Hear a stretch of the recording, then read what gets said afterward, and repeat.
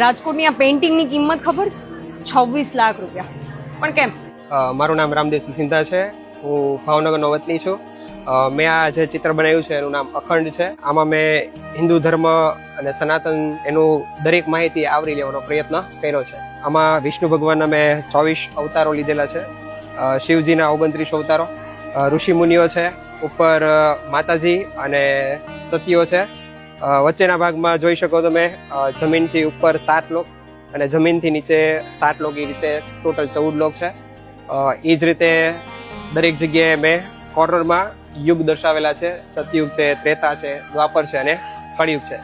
આ ચિત્ર બનાવવા માટે મેં 1 વર્ષ જેટલો સમય લીધો છે અને 1000 કલાક જેટલું કામ કર્યું છે. આ ચિત્રની અંદર મેં 72 શેડ પેન્સિલ કલરનો જ યુઝ કરેલો છે અને માઇક્રોન પેન છે એ મેં યુઝ કરેલી છે.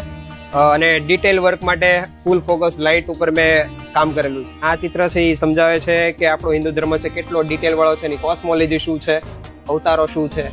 એ જ મારો ઉદ્દેશ છે કે દરેકને આ વસ્તુ ખબર પડે. પેઇન્ટિંગની પ્રાઇસ મેં હાઈલી 26 લાખ રૂપિયા રાખી છે.